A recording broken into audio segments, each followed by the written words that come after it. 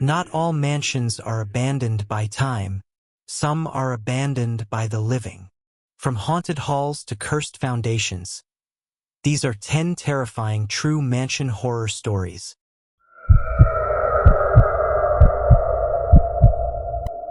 In the spring of 2018, I was a freelance photographer based in Savannah, Georgia. I specialized in urban exploration, capturing images of abandoned hospitals, crumbling churches, derelict asylums, anything left behind by time. I was always chasing something real, something haunted, and I thought I had seen it all until Grayson Manor. It started with an email, a mysterious and signed message that simply read, Grayson Manor, one night, $5,000. Document everything, midnight to dawn. No questions. Attached were coordinates and a non-disclosure agreement. I laughed at first, thinking it was some kind of prank. But curiosity got the better of me. After confirming that the location was a real, privately owned estate in the backwoods of North Carolina, and receiving a PayPal deposit of $1,000, I agreed. Grayson Manor was built in 1893 by railroad tycoon Harold Grayson. His wife, Elizabeth Grayson, allegedly went mad after the death of their 2 sons in a boating accident. The locals claimed she never left the estate. Some said she was buried in the garden. Others whispered she still roamed the halls. They called her the Red Widow because she was last seen wearing a crimson dress on the night she disappeared. The gravel crunched under my tires as I pulled up the unmarked driveway. A light fog coiled through the trees like ghostly fingers, and the manor loomed ahead like something from a Gothic novel. For stories of blackened windows, a crumbling balcony, and a wrought iron gate that creaked open with unnatural ease. My cell signal had died 5 miles back, so I was entirely off-grid. Just me, my camera gear, and the mansion. The front doors were already unlocked. Inside, the air was ice-cold. The walls, once covered in elegant wallpaper, were peeling like sunburned skin. Furniture was still intact but draped in dusty sheets. It was as though the house had been frozen in time. The scent of lavender and mildew hung thick in the air. That scent would never leave me. I began setting up my equipment: motion sensors, night vision cams, handheld thermal scanners. I wasn't a ghost hunter, but I knew how to catch things that shouldn't be there. The clock struck midnight. I started recording. The first few hours were eerily uneventful. Just the usual creaks of old wood and scuttling rats in the walls. I took long exposure shots of the grand staircase, the shattered chandelier, and the painting of Elizabeth Grayson above the fireplace. Her eyes seemed to follow me. You hear that phrase all the time, but in this case it was literal. Every image I captured of the portrait showed her face subtly different. Smiling, frowning, grimacing, weeping. When I turned to look at the canvas directly, it never changed. But in the photos, her expressions were evolving. Then came the whispers. Faint at first like wind through trees, but they grew louder, forming words. He drowned. He never came back. I followed the sound to the nursery upstairs. The mobile above the crib spun slowly, though no wind stirred. Toys were scattered on the floor, but one, a porcelain clown doll, was positioned upright, staring at the door. I took a photo. The flash went off. And in that second of light, I saw the reflection of a woman in the cracked window behind me. Pale, thin, with long black hair and a red dress stained dark at the bottom. When I spun around, nothing. But the doll was now on the dresser. Around 3 a.m., I found the forbidden wing, sealed behind an iron gate in the west corridor. The metal was rusted, but the lock had been recently broken. This was not the decay of decades. This was fresh, recent. The hallway beyond was lit faintly by the blood-red glow of the emergency lights I'd set up earlier. I didn't remember placing any in that area. At the end of the hallway was a door, ornate, Locked. Carved with initials, e.g. Elizabeth Grayson. I pushed. The door opened slowly, revealing a room bathed in crimson wallpaper. A four-poster bed with velvet drapes. A cracked vanity with bottles of old perfume. And a large mirror that hadn't aged a day. That's when I saw her again. Not in the room. In the mirror. She was standing behind me. Frozen, I lifted my camera, hand trembling.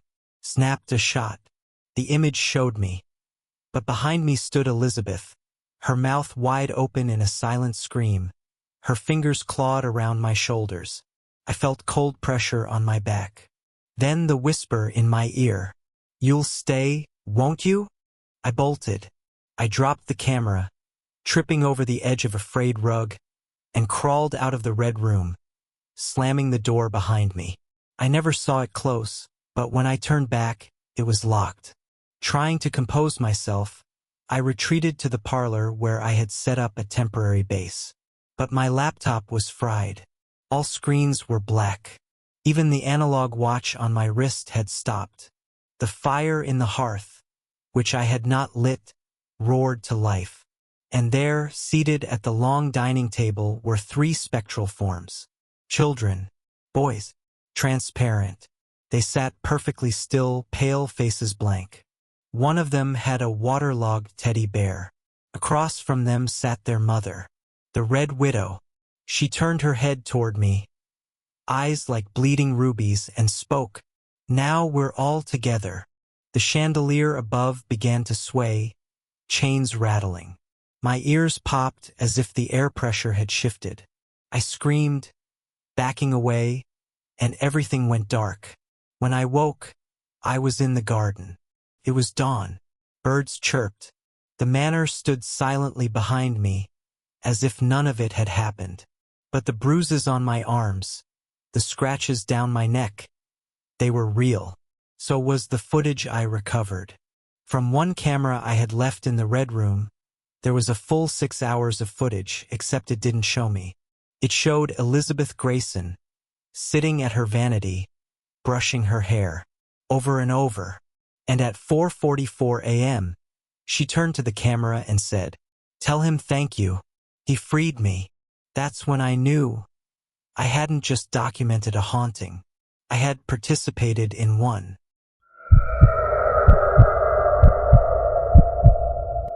In late 2021, I received a letter from a solicitor in upstate New York. My great-uncle, whom I had never met, had passed away and left me his entire estate. The Belgrave property, a Victorian mansion located near the village of Emberwick. The will stated, "To my grandnephew James Walker, I bequeath my home and its contents. But beware, some clocks strike more than hours." It sounded eccentric, even poetic. I assumed it was the ramblings of an old man losing his grip.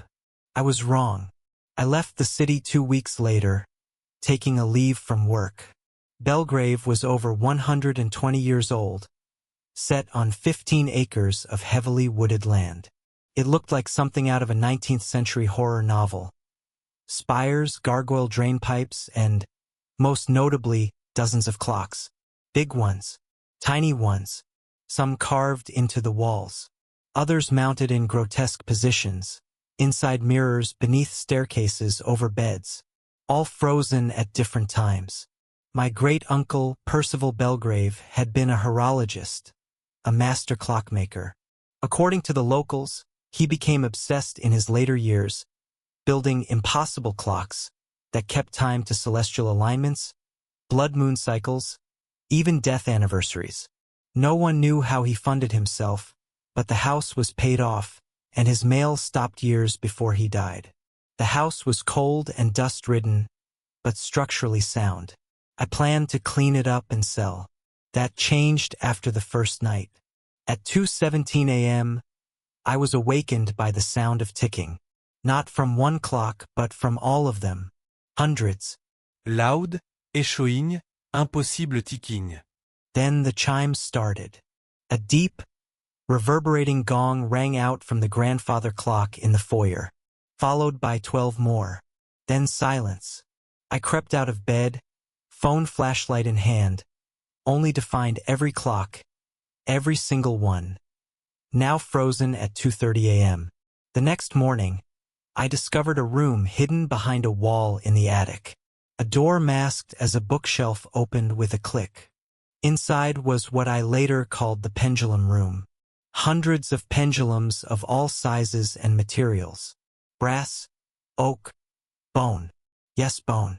All mounted on metal rods, suspended from the ceiling. None moved. On the far wall was a journal titled, Experiments in Chronospatial Distortion P. Belgrave. Flipping through, I read passages about anchoring consciousness to a moment and temporal bleeding between emotional states. He described building clocks that could trap events so traumatic they repeated indefinitely. But it was a later entry that made my stomach turn. Test 19 successful. She relives it nightly. The fall, the scream, the snap of the spine. Time bends around tragedy like gravity bends light. Who was she? That night I found out. At precisely 2:17 a.m., the ticking began. The same chimes, the same rhythm. But this time, the hallway outside my room looked different. Brighter, warmer, as though lit by gas lamps from a century ago. And at the far end, I saw her. A girl, maybe 12 or 13, dressed in an old-fashioned pinafore. She was running toward the stairwell, terrified. Behind her, a shadow moved, tall, fast, deliberate. I shouted, but she didn't hear me. She screamed, tripped, fell over the banister. I heard the crack of her spine before I even saw her hit the marble floor below. Then tick. The lights flickered. The hallway returned to normal. And I was alone again. I began researching Percival's life. According to city records, he was married twice. His second wife, Lenora, died mysteriously in 1965. No children were officially listed, but I found letters in the master bedroom hidden in a drawer behind a wall panel. Letters from Lenora, dated between 1960 to 1965. Most were mundane, but one, written in 1963, stood out. She's getting worse, Percy. Every night she wakes up screaming about the ticking. She says she can't stop reliving the night she fell. But she never fell. Not that I saw. If you're doing something with your clocks, you must stop. It's poisoning the air in this house. It's changing time. Then, the final letter. I saw her fall. For real this time. Just like she said. She was right. Time bent to make it happen. That was the last correspondence. Determined to stop the loops, I returned to the pendulum room. The journal mentioned something called the escapement ritual, a process that could reset the temporal anchors. To perform it, I needed to wind each clock in the house to 2:17 a.m., trigger the grandfather clock's 13th chime manually, smash the first pendulum Belgrave ever built, called the heartbeat. That last one was easy to identify. It was carved from redwood, shaped like an anatomical heart. The ritual had to be done exactly as the chimes sounded. I prepared everything. At 2:17 a.m., the ticking began. I turned every clock's dial, heart pounding. The chimes echoed deep and slow. I stood before the heartbeat pendulum with a hammer, ready to strike. As the 13th gong rang out, the walls cracked. The floor buckled. I saw Lenora again, only this time she wasn't running. She was walking toward me, hand outstretched. Set us free, she whispered. I brought the hammer down. The pendulum split. A soundless shockwave knocked me off my feet. All clocks stopped. For good. I sold the estate a month later to a historical preservation society. I never explained what happened. Just said it was too much house for me. But the clocks, they haunt me still. In my apartment, I never keep a clock. Not even on my phone. But sometimes, around 2:17 a.m., I hear a faint ticking. Not mechanical. Biological. like the heartbeat of something waiting.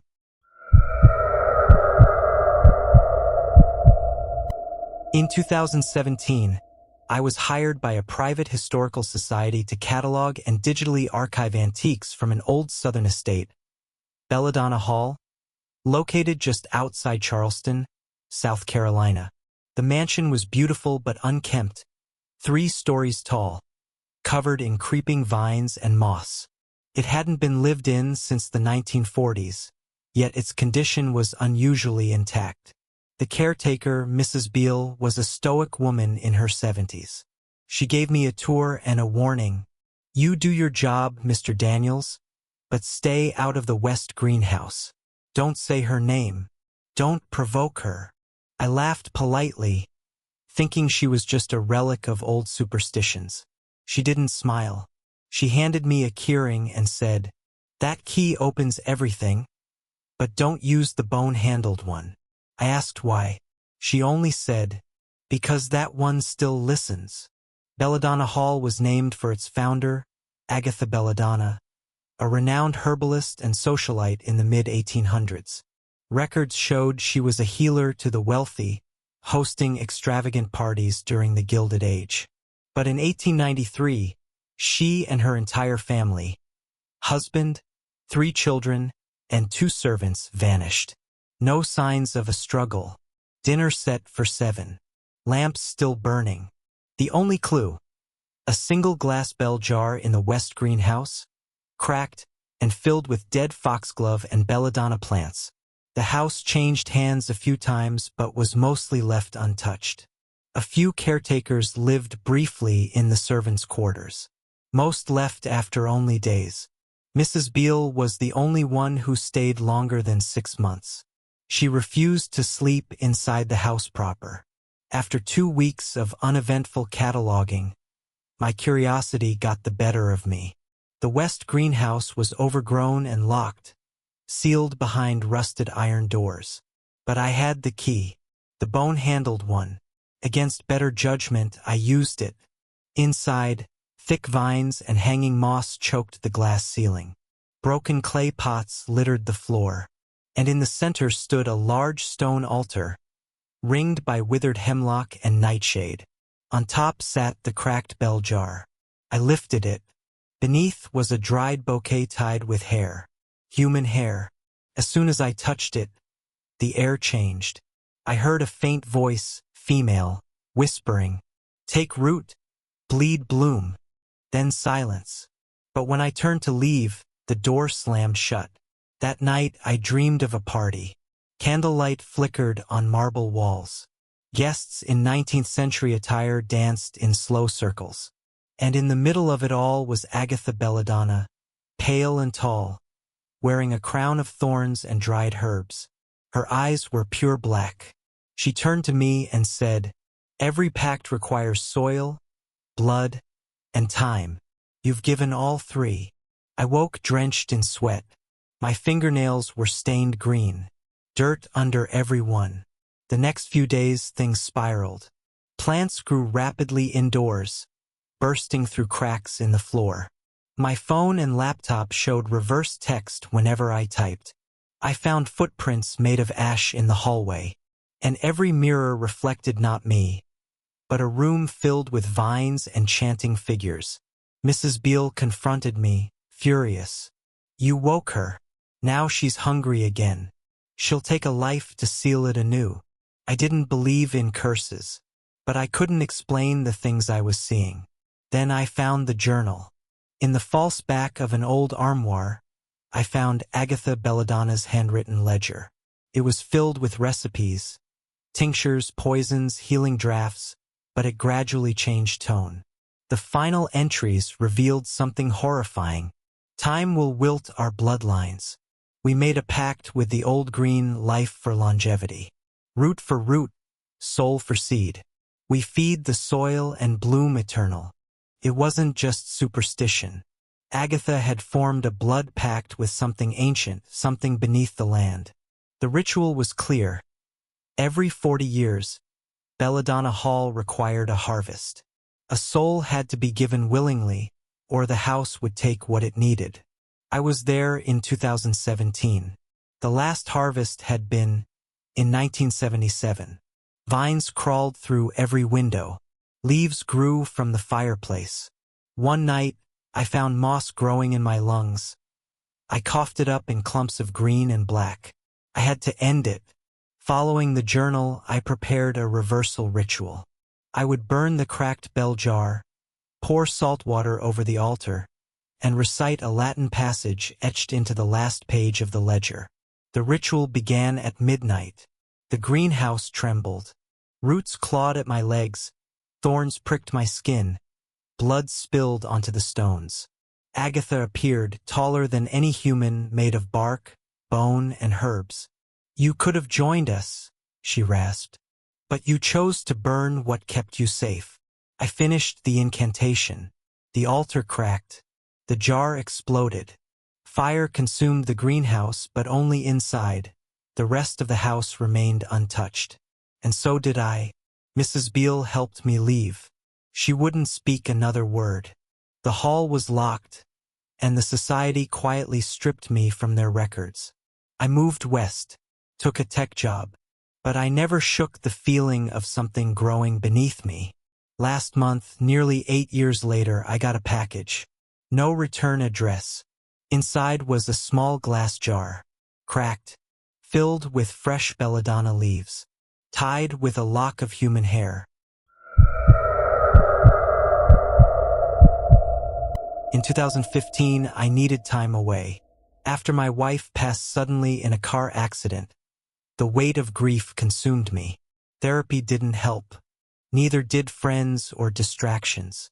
That's when I found Mourner's Lodge, an old stone manor turned vacation rental tucked deep in the rural hills of Vermont. The listing promised privacy, solitude, and a chance to reflect. I didn't ask questions. I just booked it for the entire summer. When I arrived, I was stunned by how enormous the place was. 3 floors, 7 bedrooms, 2 libraries, and grounds that stretched for acres. But the interior was cold, even in the June sun.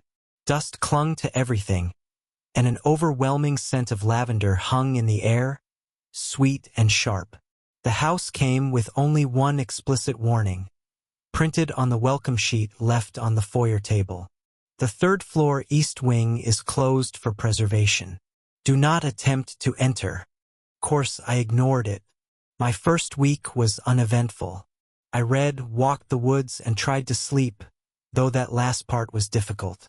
Every night, I awoke at 3:06 a.m., always the same time, and always with the feeling that I was being watched. It wasn't until the 2nd week that I saw her. At dusk, from the backyard, I caught sight of a face in one of the upper windows. A pale, thin woman in morning garb, black veil, gloves and all, just watching me. I rushed upstairs, convinced someone had broken in. But no one was there. The east wing door was locked, just as before. The next night I saw her again.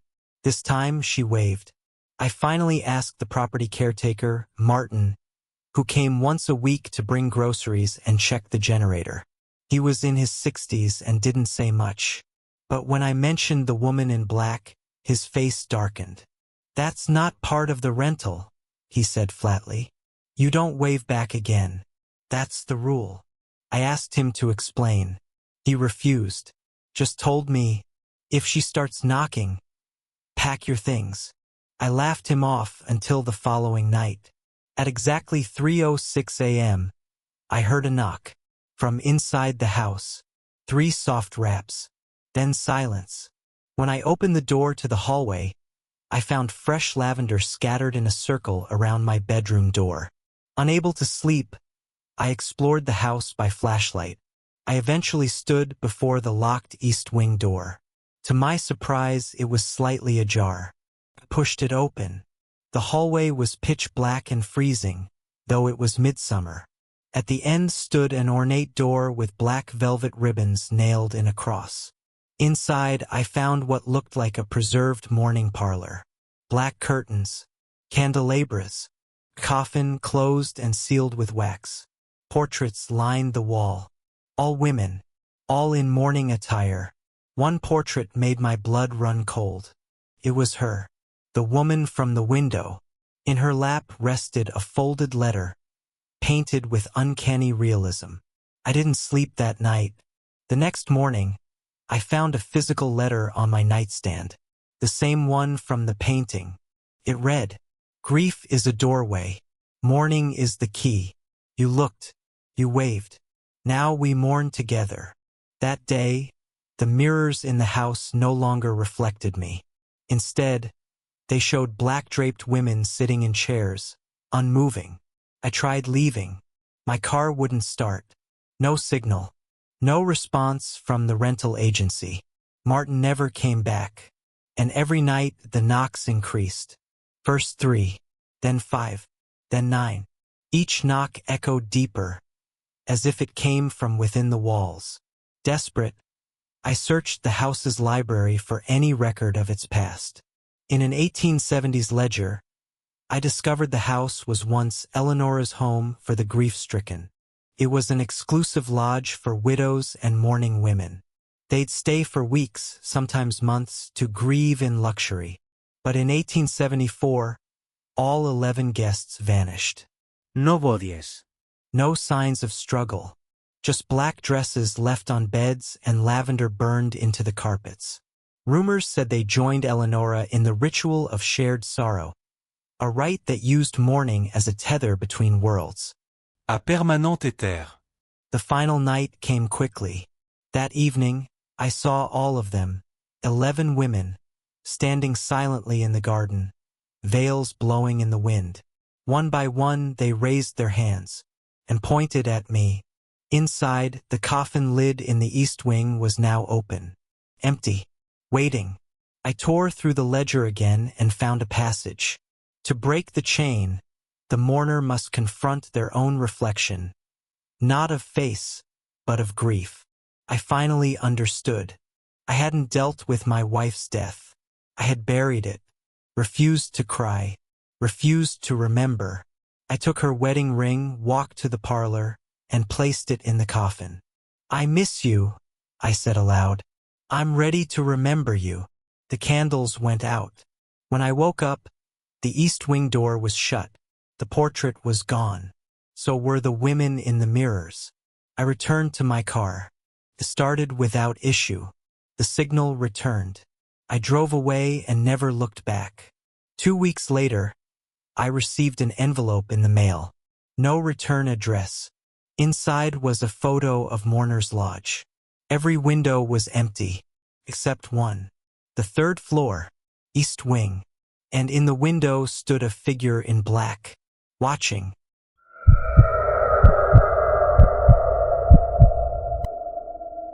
In the fall of 2020, I was hired as part of a private restoration crew assigned to refurbish Ashcroft Manor, a 19th century estate located outside of New Haven, Connecticut. The job was part of a historical grant, cleaning, photographing, and preserving original elements of the estate for a potential museum conversion. The manor had been uninhabited since 1928, when its final owner, Lady Josephine Ashcroft, reportedly fell ill and died under mysterious circumstances. The property had since passed through various hands, but no one had dared live there. We were told the project would take 6 weeks. I lasted 12 days. On the 1st floor, in what had once been the drawing room, hung a massive gilded mirror. 6 feet tall gold leaf frame etched with strange Latin phrases, and a surface so polished it looked like water. The lead historian on our team, Meredith, said it wasn't listed in any known inventory of the house. "It wasn't made for Ashcroft," she said. "It was brought here, probably from Europe, possibly much, much older." Even stranger, every time someone took a picture of the mirror, the image came out distorted. Not glitched, twisted, like faces were blurred or replaced. Backgrounds shifted. One photo taken by a crew member showed a woman standing behind him, even though no one else had been there. Her hand was on his shoulder. 3 days later, he quit without explanation. After that, Meredith grew distant. She spent most of her time in the drawing room, staring at the mirror for hours. Said she was researching its language. I once caught her mumbling to herself in French and Latin, eyes unfocused. Then came the incident. One night, I stayed late organizing documents. Around 11 p.m., I heard classical music echoing from downstairs. Soft piano, like a ballroom waltz. Curious and slightly creeped out, I went to the drawing room. There was Meredith, wearing a Victorian dress, dancing, alone. I tried calling her name. She didn't respond. Her reflection in the mirror was smiling wide, teeth too white, too sharp. But Meredith's real face was weeping. Disturbed, I began digging through the estate's archives. Behind a false panel in the library, I found a velvet-wrapped journal labeled J.A. 1927, Lady Josephine Ashcroft. The final entries were increasingly frantic. The mirror listens. I see myself no longer. I see her. She is taking me. Slowly. Subtle. She says my legacy will last forever if I let her in. But I am fading. They will call it a sickness. But it is theft. A theft of soul. According to the coroner's notes found in estate documents, Lady Ashcroft died of complete nervous exhaustion and severe dehydration, consistent with starvation. Yet her body had been perfectly preserved, skin unwrinkled, nails painted, eyes wide open, as though frozen in time. Over the next few days, things escalated. Mirrors throughout the house began fogging with no temperature change. Reflections lingered half a second longer than real time. And one morning, I found Meredith sitting cross-legged in front of the gilded mirror, completely still. Her eyes locked on mine in the reflection, but her physical head remained down. Then she spoke, her voice a whisper layered with another, older voice beneath it. She opened the door. Now you must see too. I ran. My final night in the manor, I decided to confront it. Armed with a crowbar and a flashlight, I entered the drawing room after midnight. The mirror was glowing faintly, not reflecting the room but another place entirely. A hall made of glass, infinite, echoing. And at its center, Lady Ashcroft stood. Eyes black, mouth wide, fingers beckoning. I swung the crowbar. The glass didn't shatter. It breathed. A pulse rippled through it, and the reflection twisted. I saw myself, but older, paler, wearing 19th century clothes, smiling, whispering, "Stay, take her place. Every mirror needs a soul." I fled the house. I don't remember how I got back to town. I just remember vomiting on the pavement, screaming about mirrors. Meredith was never found. Her belongings were gone. Her hotel room empty. Security footage from the manor's front gate showed her walking out in a black dress, face obscured by a veil. Only, the timestamp was wrong. 1928. A week later, Ashcroft Manor was sealed for hazard remediation. All restoration cancelled. The Historical Society disavowed knowledge of the mirror.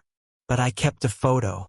In it, the drawing room is empty, except one corner, where a faint outline stands, watching.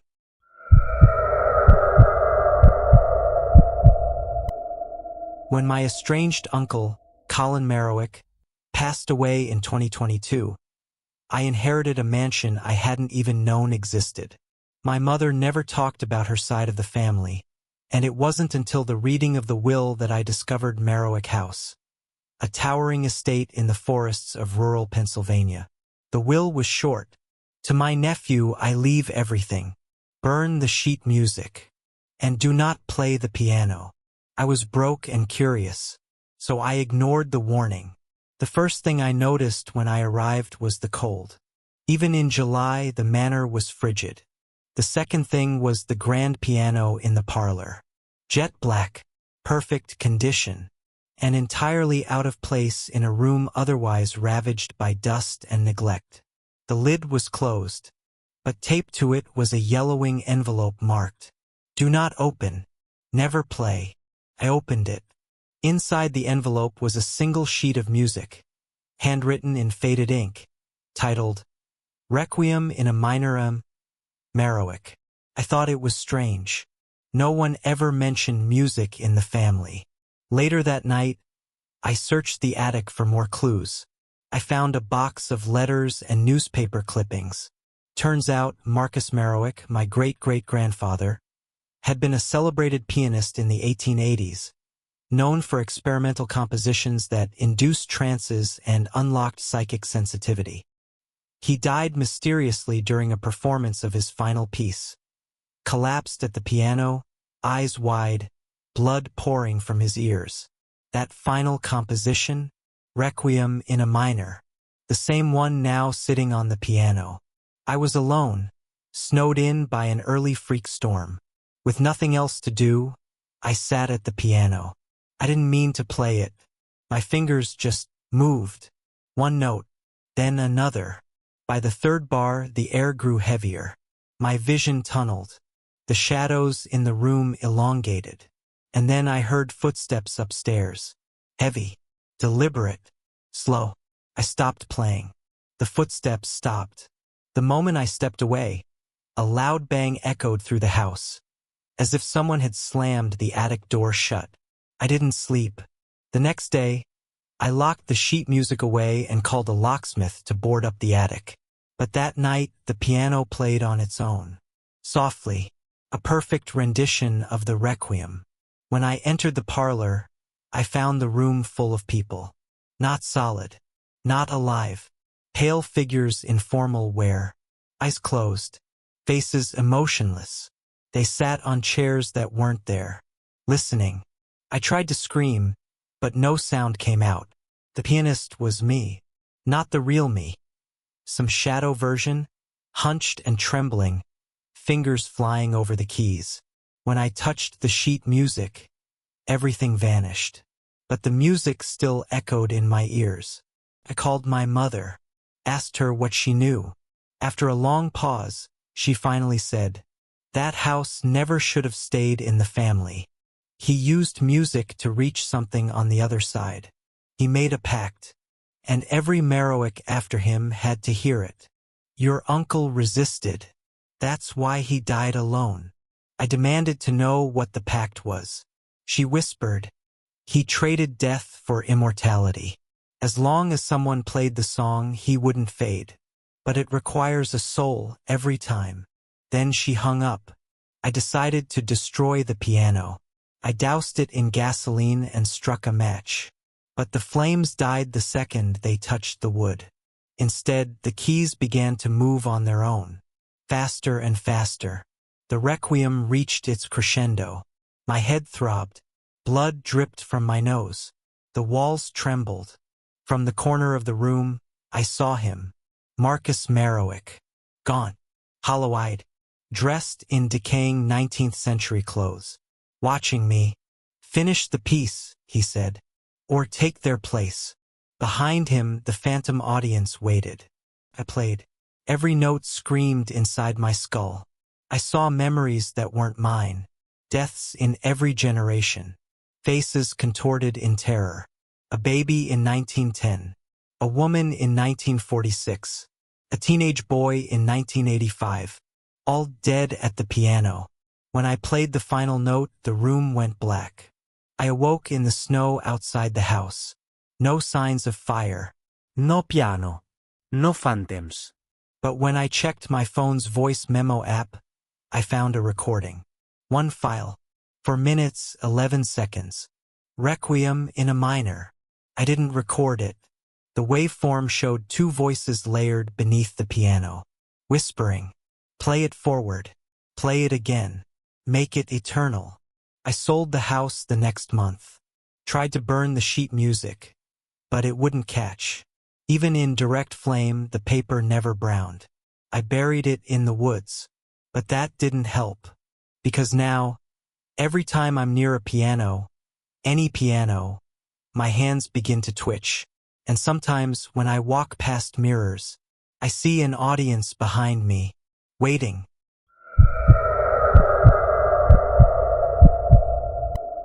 In December 2019, I was part of an academic fellowship from a European university. 5 of us were selected to conduct isolated research in the Alps at a private estate known as Eismauer House, roughly translated as ice wall in English.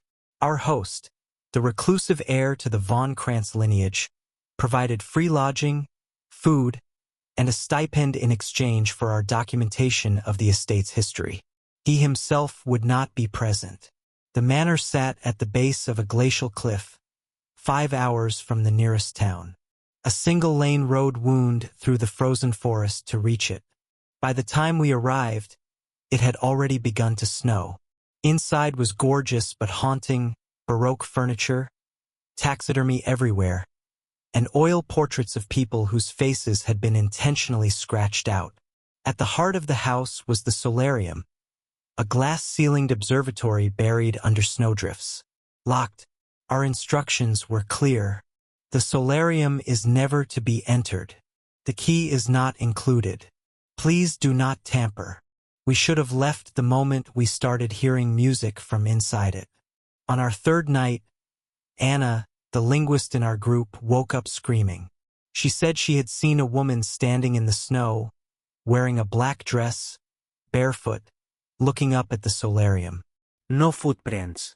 No sign of anyone nearby.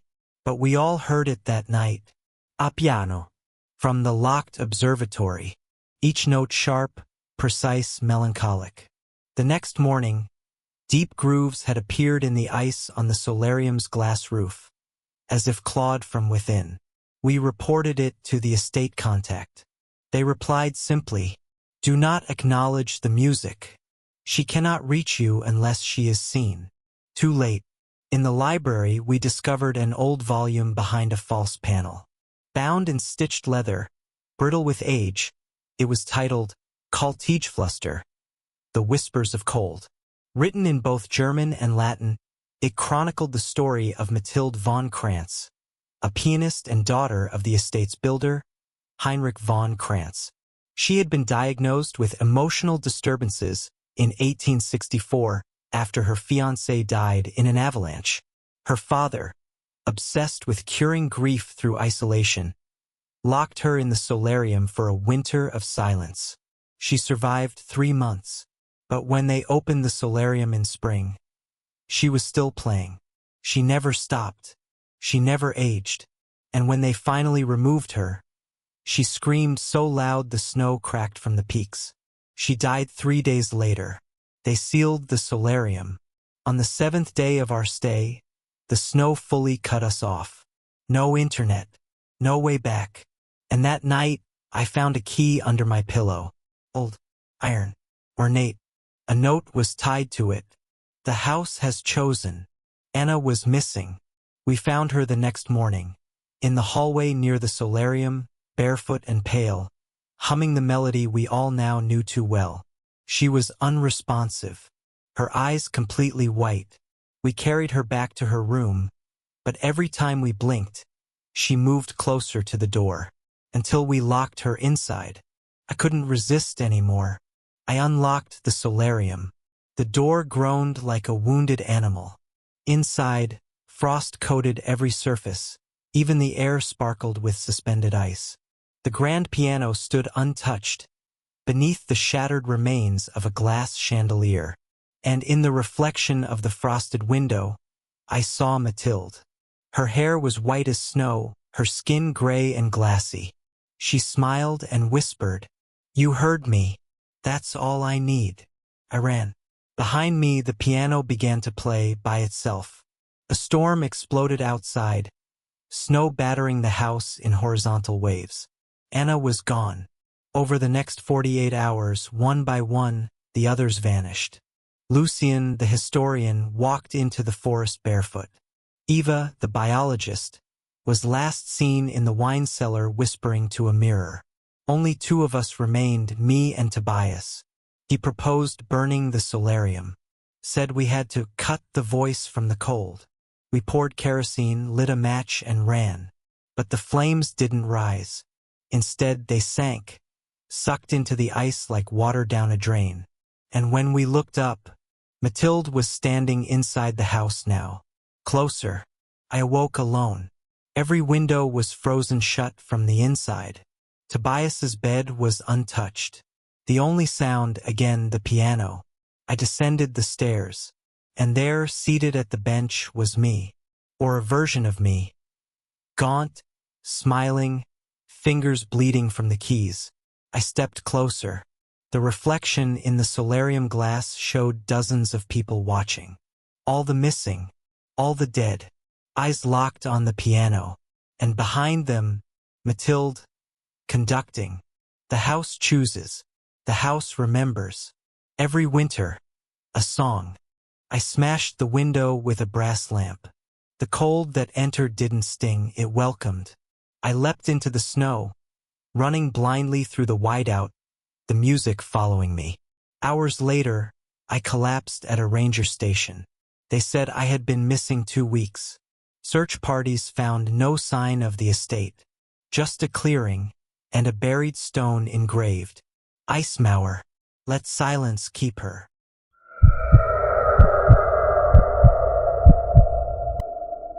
In 2018, my cousin Rachel and I inherited an old Southern manor called Calhoun Grange, located in rural Louisiana. Neither of us had ever been there, but we were the last living relatives of Judge Elias Calhoun, a 19th-century magistrate known for his brutal sentences during Reconstruction. The manor hadn't been lived in since 1973, but the will included a strange clause. If the heir enters the house, they must remain for 30 nights. 1 night for each of the condemned. Break the chain and forfeit the land. Or worse. We laughed it off. We shouldn't have. The house was an oppressive structure. Black shutters, rotted siding, and crooked chimney stacks rising like claws. Inside, the decor hadn't changed in 50 years. Wallpaper the color of old mustard, red velvet chairs covered in mildew, and taxidermied owls everywhere. The air was thick, like something watched. In the study, we found a locked desk drawer. Rachel, always impulsive, broke it open. Inside was a leather-bound ledger titled, "Leases in Blood," beginning 1846. Each page listed a name, 1 for every day, 30 in all. Each ended with a scrawled note. Lease complete, soul kept. They matched the public record. 30 executed prisoners, sentenced by Elias Calhoun. On our 3rd night, Rachel said she heard someone whispering her name. I didn't believe her. Then it happened to me. Just after midnight, I woke to the sound of boots on hardwood. Slow, deliberate pacing outside my door. When I looked, there was no one there, but wet footprints led down the hallway. On the wall was a message, freshly scratched. Night 3, the Reverend. Below it, a sketch of a man in priest's robes, mouth sewn shut. We assumed it was a prank, but Rachel was changing, eyes sunken, hands shaking. She refused to eat. Said she dreamed of the gallows every night. In the attic, behind a false wall panel, I found the judge's personal diary. The final pages chilled me. The devil came to me in 1845, said I could rid the world of evil if I gave him the souls of the condemned. I would be his executioner, and in exchange, my name would never die. He taught me to bind them, 1 soul per night, 30 in total. He leased the house from me, and when the time comes, he renews the contract. I tried to back out. He took my son, then my wife. On the final night, I'll see him again, and I'll beg for mercy. That entry was dated October 30th, 1846. Each night brought a new apparition, a new prisoner. Night 6, the butcher. Blood dripped from the kitchen ceiling. Night 9, the nurse. Syringes rattled in the bathroom drawers. Night 14, the widow. We woke to find veils nailed over every window. And on night 17, Rachel disappeared. I found her in the basement, kneeling before a pentagram carved into the stone. Eyes rolled back. Voice not hers. He likes you. You listen. I dragged her out. But the damage was done. She never came back from that night. Her body walked. Her soul didn't. I tried to leave. My car wouldn't start. The phone was dead. The roads were flooded intentionally. Someone or something had dammed the bayou with hands. Real severed hands. Each morning, a new name appeared on the wall. Always the same words beneath it. Lease complete. One remains. I was the last. I read the full contract. Found it behind a loose stone in the fireplace. Signed by Elias Calhoun in blood. The house shall be kept whole. The souls shall remain. The heir shall finish the term. If not, all doors shall open. I lit every candle in the house. Boarded myself inside the study. And waited. Midnight struck. The lights died. The house groaned. And from the shadows emerged Elias Calhoun. Rotten. Hollow. But still dressed like a judge. He comes for the last lease. Then the devil arrived. Not with fire. Not with horns. But as a tall man in a white suit. Smiling. It's just business, he said. I hold the paper. You owe me 30. I held up the diary. The contract. And a match. Burn it, I said. And I burn with it. His smile faded. The room exploded in heat. I woke in the swamp. Half conscious. Covered in ash. The house was gone. Nothing but scorched earth. Rachel was never found. They ruled it an accident. Gas leak, maybe. No one asked why 30 graves were uncovered on the property. Each marked with the same symbol burned into my hand. A balance scale. Tipped toward darkness. And sometimes, I still hear his voice. A deal's a deal, son. You burned the house. But I still have the land.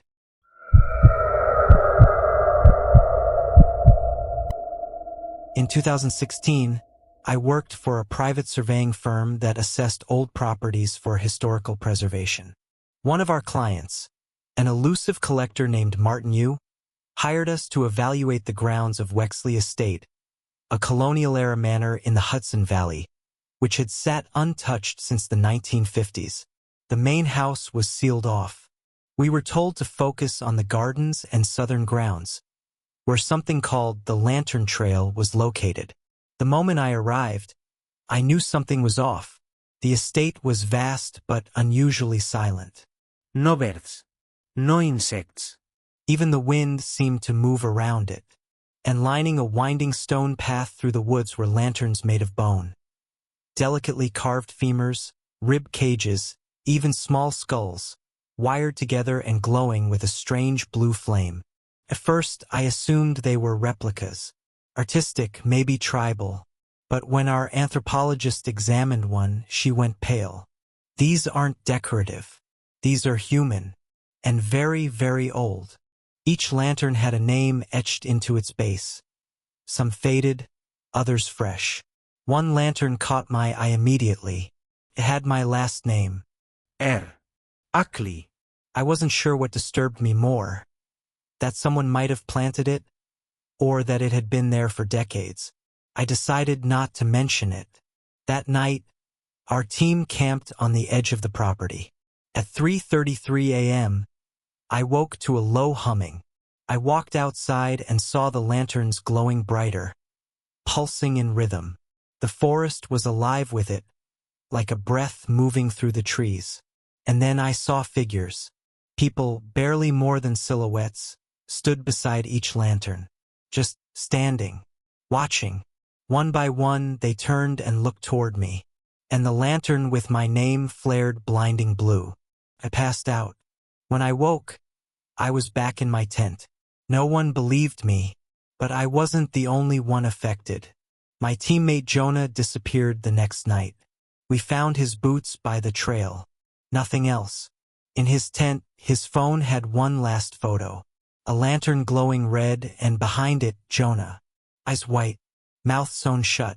We contacted the estate's owner. He responded with a short note. The lantern trail is not meant for the living. You are there by inheritance. You cannot remove what's been marked. I confronted Martin Yu, demanded answers. He confessed. The Wexley estate was built on a pact, he said. Each generation adds a name. A soul binds to the trail. The flame marks the keeper, and the keeper walks the line, night after night, keeping the threshold closed. If the line breaks, the gate opens. He showed me an old map. The lanterns formed a perfect circle around the property. A containment ring. Jonah's disappearance left a break. And that night something came through. I saw it while checking the southern edge. A figure 9 feet tall, stitched from pieces, human, animal, bone. His face was blank. It moved like a spider learning to walk. Where it stepped, frost spread. The lanterns began to go out one by one. Each extinguished flame caused a sudden scream, ripped from nowhere and everywhere at once. I ran back to the house, but the doors were sealed. The flame in the Ackley lantern flickered erratically. Then I saw myself, a second version of me, standing across the trail, watching, smiling. It only needs your name, it said. Speak it, and the circle closes. But I couldn't move. The creature was approaching. The air froze in my lungs. Then Martin appeared. He held an old lantern and whispered a name I didn't recognize. The flame reignited. The circle sealed. The entity howled and vanished in a gust of ice. But Martin fell to the ground, dead. His name carved into a new lantern that glowed where he had stood. The next morning, the trail had reshaped itself. The names had moved, and mine was now at the center. Not on the lantern, on the gate. The lanterns had chosen a new keeper, and every night since, I hear the humming again. I walk the line. If I don't, the flames dim, and what waits behind the gate begins to stir.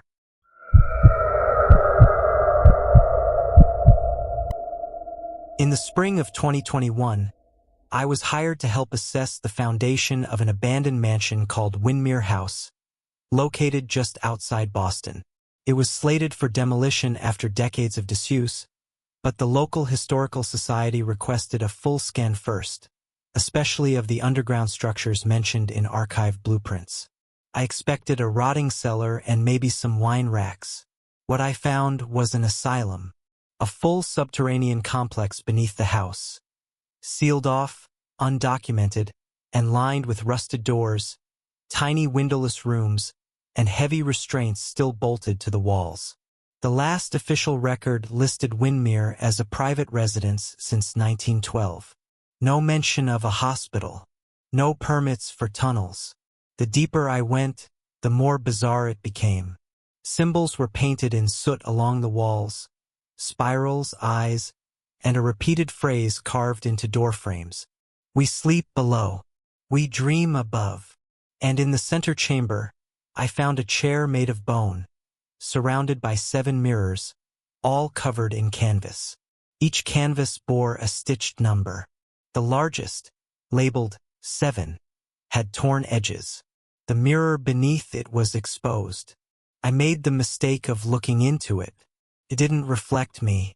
It showed the room as it had once been, clean, sterile, and occupied. 7 patients in straitjackets surrounded the chair, and in the chair sat a child, still, watching me. Then the lights flickered. The reflection grinned. I stumbled back and the mirror shattered without a sound. When I blinked, I was alone, or so I thought. Back upstairs, the house had changed. The walls were clean, the floors polished. Gas lamps flickered to life, but there were no windows, only long, dark corridors. I wasn't in Windmere anymore. I was beneath it, in its memory. Footsteps approached. I hid in a closet. Through a crack, I saw orderlies in century-old uniforms. They passed by, dragging someone screaming. Their face was blank. Time didn't pass normally. I walked for what felt like hours. The floor plan looped. The lights dimmed whenever I stood still too long. And all around me whispers, "She sees you. Don't sit in the chair. Sleep is the gate." Eventually, I found the mirror room again. Only this time, all mirrors were uncovered. Each one reflected a different reality. One where the room burned, one where the walls bled, one filled with floating corpses. But the seventh mirror, broken, showed my apartment. Only it was dark, and something stood in the corner. That's when I understood. Windmere wasn't a house. It was a boundary. The asylum was for patients who weren't mentally ill, but who had seen too much. They were dreamers, lucid travelers, seers. The chair beneath the mirrors was their anchor, a device meant to trap their consciousness between realms.